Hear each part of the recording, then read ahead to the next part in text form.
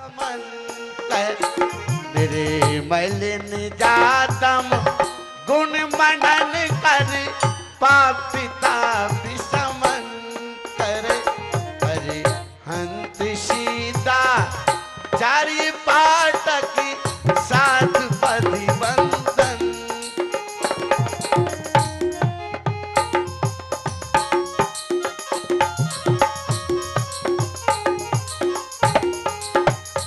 अब राति तम बिगी दास कलिया प्राति होती सुकाल। अब राति तम बिगी दास कलिया प्राति होती सुकाल। अब भानु उदिया चल पी आयो नविकियो सब लाल। अरे अंत सीता चारि पाटकी साधु पद वंदन करो निर्मल निरातम गुण मनन कर पाप ताप शमन करो।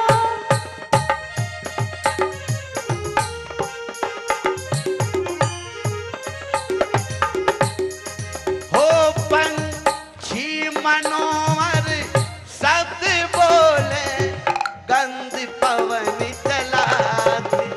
पंछी मनोहर शब्द बोले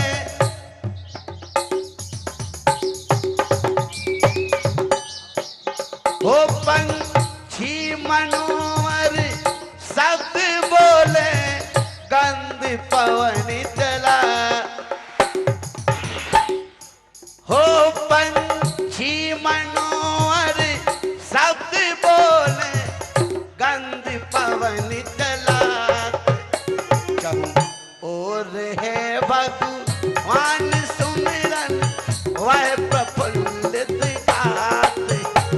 अरे अंत सीता चारि पाटक साधु पद बंधन कर मलिन जातम गुण मनन करे पापिता विषमन।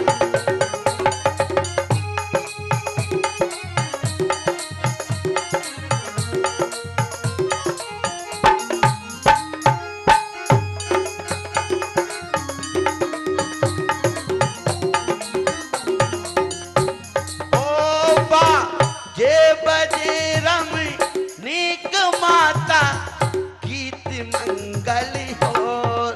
ओ बा जे बजे रम नीक माता गीत मंगल हो। तजी ए शयन उठी जगत प्यारी बीनती हम कर। अरे हंत सीता चारि पाटकी साधु पद बंधन कर निर्मल निजातम गुण मनन कर पापिता विषमन कर।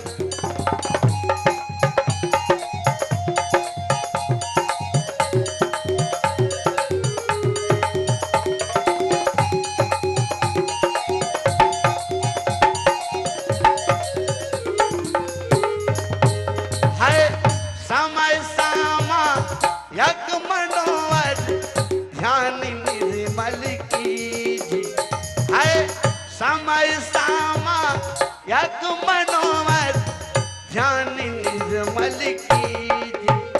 है कर्म नाशन समय सुंदर लाभ निधि सुख लीजिए। अरे हंत सीता चारि पाटक साधु पद बंधन करे निर्मल निजातम गुण मनन करे पापिता विषमन करे। अरे हंत सीता चारि पाटक साधु पद बंधन करे। हो चुकी है, कृपया आप निर्दाम देकर भगवान का ध्यान करें। अब माता जी उठती हैं और नमोकार मंत्र का ध्यान करती हैं। देवियां किस प्रकार माता के पास बैठ जाती हैं। ओम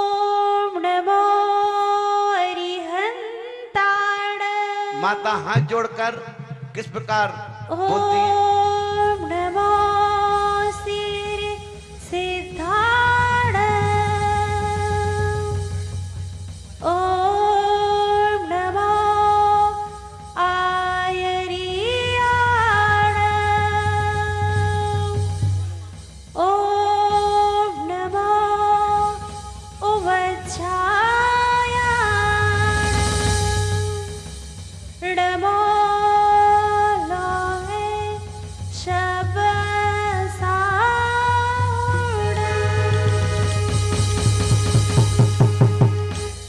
हे देवियों, मैंने 16 स्वप्न देखे हैं।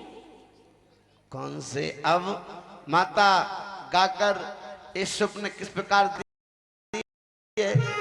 हो मैंने देखे सकी 16 सपने मैंने देखे। ओ मैंने देखे सखी 16 सपने मैंने देखे। और देवियां देख के झूमती हैं। ओ मैंने देखे सकी 16 सपने मैंने देखे।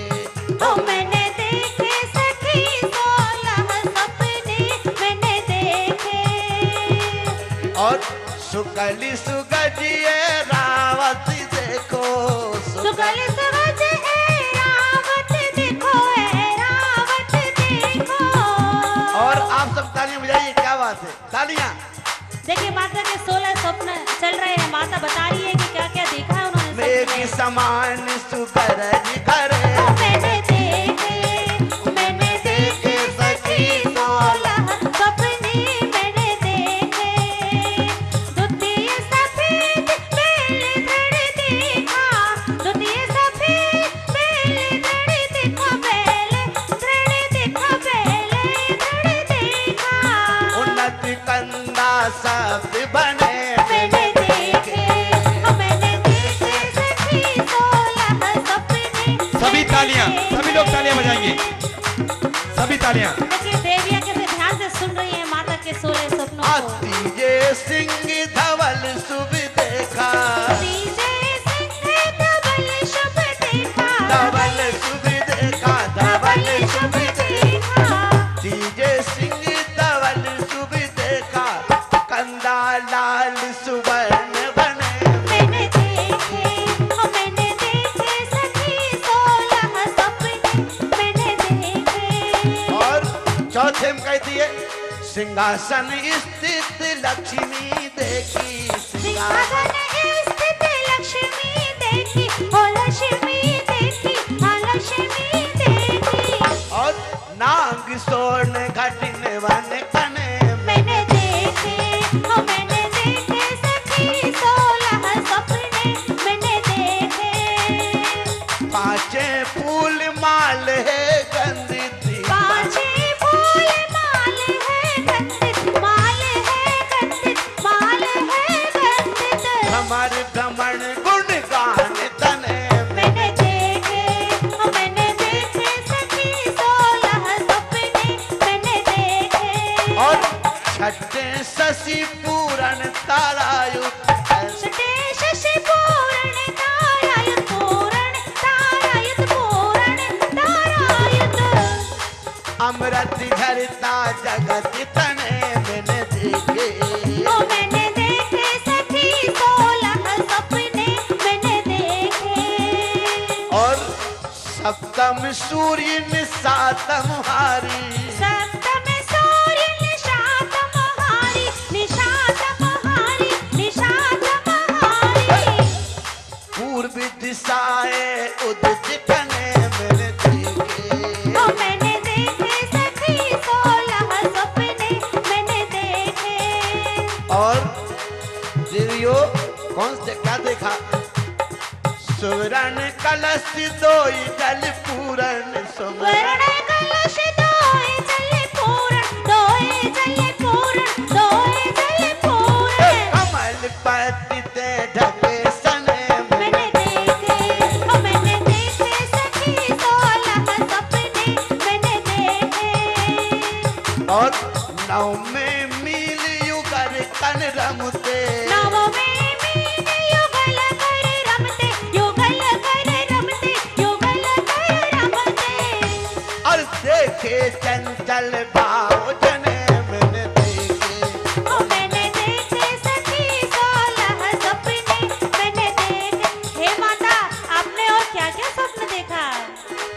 रस में भ्रमण रमण युत सर्वत रस में रमण रमण युत सर्वर रमण युत सर्वर रमण युत सर्वर कमल गंध युत लहर तने मैंने देखो मैंने देखे सखी 16 सपने मैंने देखे। और माता कहती है सागर दर्पण सम निर्मल की सागर दर्पण सम निर्मल लख सम निर्मल लख सम निर्मल लख सिंह पीठ देव मड़ती तने मैंने देखे मैंने देखे सखी 16 सपने मैंने देखे सखी 16 सपने मैंने देखे। और माता कह रही है मुझे स्वप्न याद नहीं आ रहे, अब मुझे वो स्वप्न राजा के दरबार में याद आए। और क्या कहती है माता? हे देवियों, आज रात्रि के अंतिम चतुर्थ प्रहर में अत्यंत सुखद एवं मनोहर स्वप्न जीवन में प्रथम बार देखने में आए हैं। यह सौभाग्य मुझे मिला है। और माता बहुत खुश होती है और आनंद विभोर होती है। वो कहती है कि इन सपनों का फल महाराजा के दरबार में चलेंगे और वहां पर हम महाराजा से कहेंगे कि इनका फल बताएं। तब ये पर्दा बंद हो जाता है और राज दरबार लगता है और राजा का दरबार लगता है और राजा सभा द्वारपाल जो आज्ञा महाराज। सुनो, सभासदों से चर्चा हो उसके पूर्व सभी के मनोरंजन के लिए एक नर्तकी पेश की जाए। जो आज्ञा महाराज। हो नाच जाऊं अभी नर्तकी की लाने में, साथ गंधर्व भी लेके आऊं प्रभु। हो बे रंजन उपस्थित सभासद सभी, करके राजा की आज्ञा का पालन कर।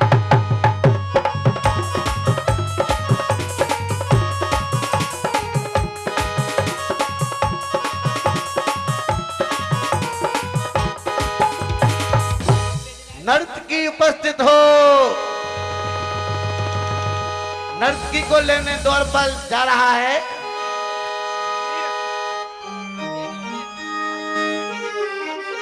और नर्तकी नृत्य करती है। द्वारे चलिए राजा के द्वारे चलिए, हाँ द्वारे चलिए राजा के द्वारे चलिए। मैं आया राजा के दरबार में, द्वारे चलिए।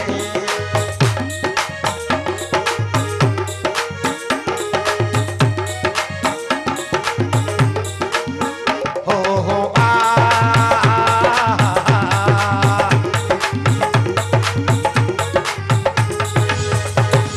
द्वारे चलिए राजा के द्वारे चलिए, द्वारे चलिए राजा के द्वारे चलिए। मैं आई प्रभु के दरबार राजा के द्वारे चलिए। मैं आई प्रभु के दरबार राजा के द्वारे चलिए।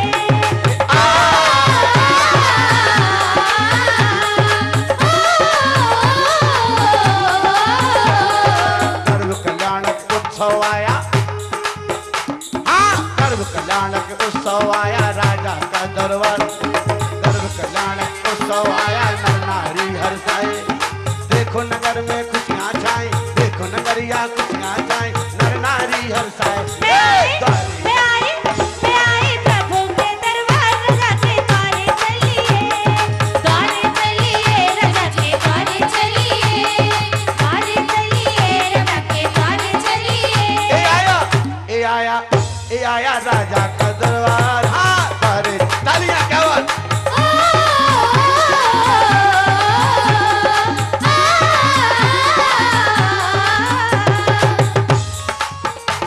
हाँ द्वारे चलिए राजा के द्वारे चलिए, हाँ द्वारे चलिए राजा के द्वारे चलिए। ए आया राजा का दरबार। हाँ द्वारे चलिए।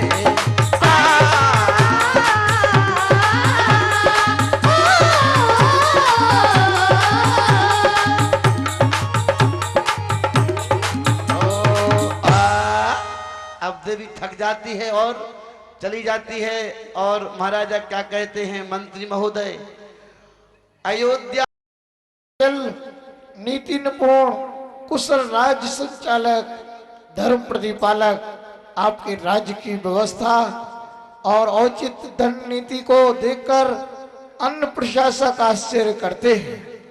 आपके शारीरिक, मानसिक और बौद्धिक अनुशासन का प्रभाव है कि जहां शेर और गाय एक साथ पानी पीते हैं, राज्य में कहीं भी अत्याचार, अनैतिकता, अभद्र व्यवहार और अनुशासनहीनता नहीं पाई जाती। राज्य में प्रजाजन सदा ही भगवत भक्ति, अर्चना, व्रत नियम से, संयम साधना से, साधु वंदना आदि धार्मिक कार्यों से लगे हुए हैं। यथा राजा तथा प्रजा। राज्य में सुख, शांति एवं समृद्धि निरंतर निर्बाध रूप से पाई जाती है।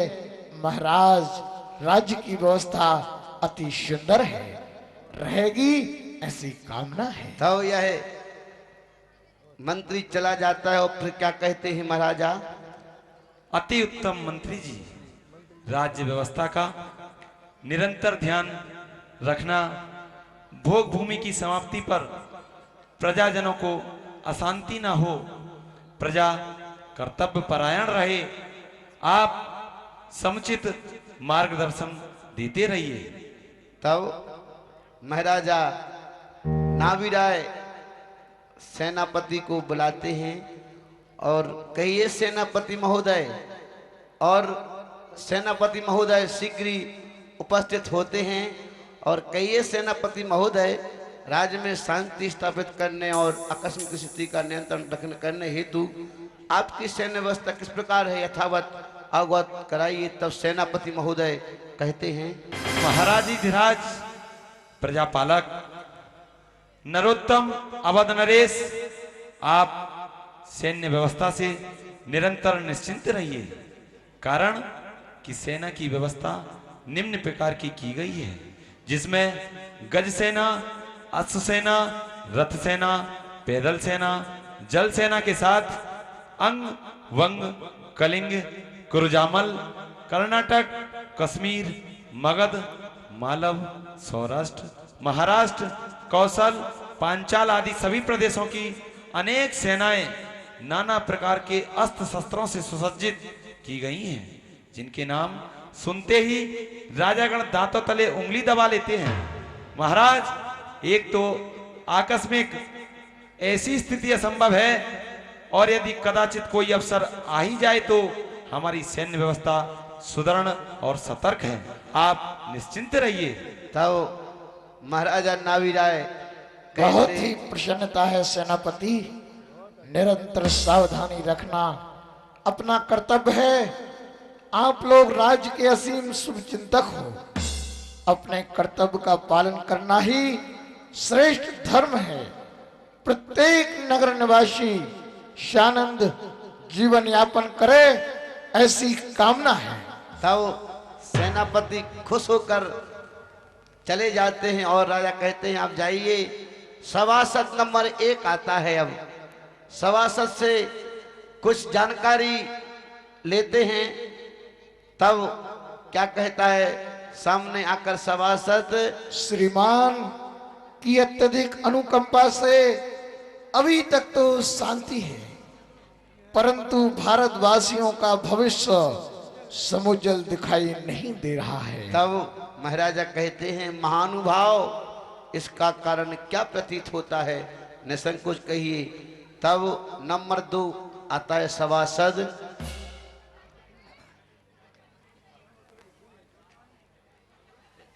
हे नरपुंगव, कारण स्पष्ट है। तृतीय काल के केवल 84 लाख पूर्व 3 वर्ष 8.5 महीना शेष रह गए हैं। अतएव कल्प वृक्ष का अभाव क्रमशः होने लगा है। अन्न और वस्त्र के अभाव में जीवन संकटापन्न हो रहा है। तब महाराजा कहते हैं, सज्जनों, स्थिति अवगत होते ही मैं भी अत्यधिक चिंतित था, किंतु धनाधिपति द्वारा सुनाए गए शुभ संदेश रत्नवृष्टि से समस्याएं आसानी से सुलझ गईं। तब ये चला जाता है, वो तीसरा आता है सभासद नंबर 3। प्रजापालक नरोत्तम, हम सब संदेश सुनने को अत्यधिक उत्सुक हैं। आप दया कर विस्तार पूर्वक जानकारी देकर हमारी अभिलाषा पूर्ण कीजिए। तब महाराजा कहते हैं, यह विषम संकट काल हमारे जीवन मरण की समस्या बना है। उस विषमता को मिटाने के लिए सर्वार्थ सिद्धि कृपाति विमान से आदि ब्रह्मा अवतर लेने वाले हैं। इस प्रकार ये भी चला जाता है। अब चौथा सभासद भी आता है और महाराज से क्या कहता है, अवसर अब आया निकट, अवसर अब आया निकट, सुना सुखद संदेश। पुरुष पुण्य पुरुष का अवतरण होगा बिने देश।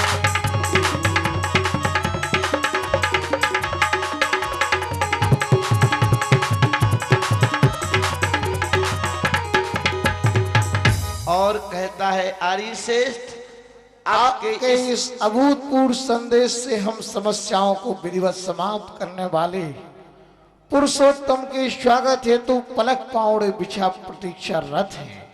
महाराजा नाविराय की जय, आदि ब्रह्मा आदिनाथ की जय। तब द्वारपाल अकस्मात दरबार में उपस्थित होता है और कहता है, महाराजा नाविराय की पटरानी अयोध्या की महारानी जगत जननी मातेश्वरी मऊदेवियों के साथ पधार रही हैं।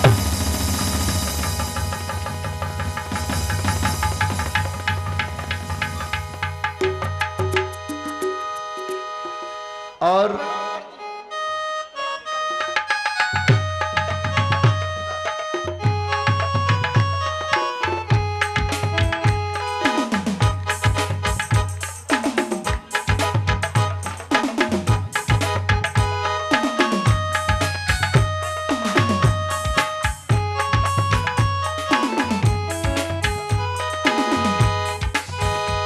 महाराज कहते हैं, स्वागत है महादेवी, स्वागत है। तब माता मरुदेवी प्रणाम करती है। प्रणाम करती हूँ प्राणनाथ। नाविराय आइए आइए और अपने पास बैठाते हैं और कहते हैं, प्राण पिए हो प्रसन्न मुद्रा प्रिय, हो प्रसन्न मुद्रा प्रिय, पुलकित बदन दिखाए, और कारण क्या आगमन का दीजे सीख बताए।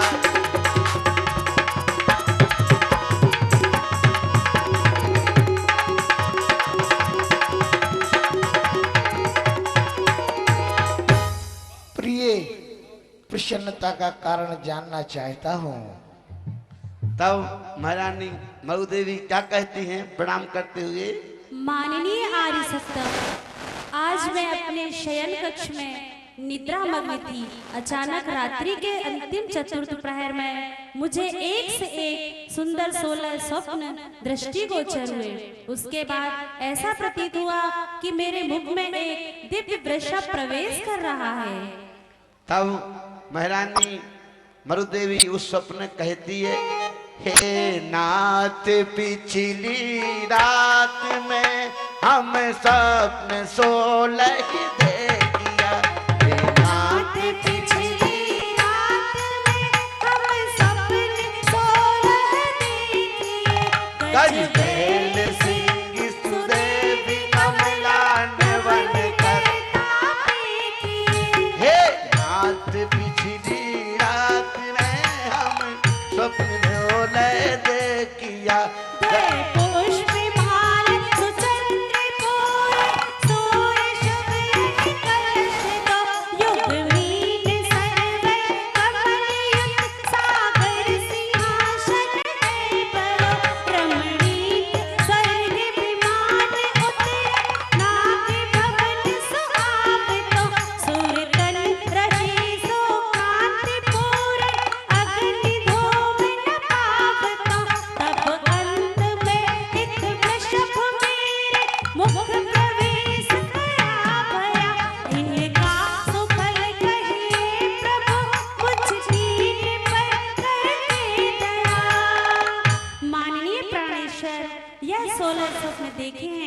कृपया यथाशीघ्र सपनों का फलादेश बताकर मेरी जिज्ञासा का समाधान तब कीजिए। कहते हैं महाराज, हो प्राण प्रिय पंकज मुखी, प्राण प्रिय पंकज मुखी करिए नहीं मलाल,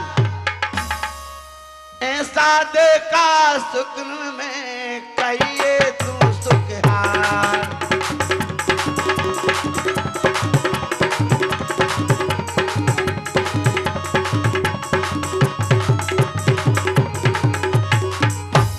धन हो प्रिय, एक साथ 16 स्वप्न उसी सौभाग्यवती को आते हैं।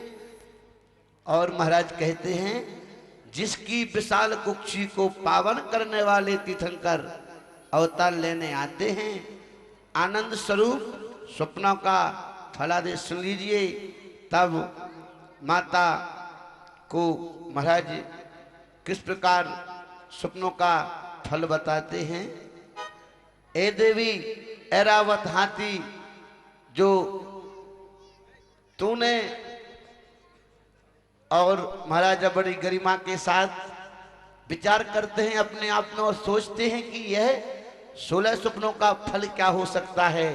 तब महाराजा कहते, वो सोचते हैं कि मैं क्या बताऊं कि दूसरे स्वप्न का फल क्या होता है। उनको याद आता है कि ये जो श्वेत बैल देखा, हे देवी, जो तूने श्वेत बैल देखा था, उसका अर्थ होता है स्वप्न दर्शन के अनुसार, स्वप्न शास्त्र के अनुसार, कि वह श्वेत बैल देखने का अर्थ होता है कि स्वर धर्माधिकारी वह जगत पूज्य होगा, वह पुरुष जगत पूज्य होगा। इस प्रकार उन्होंने बताया।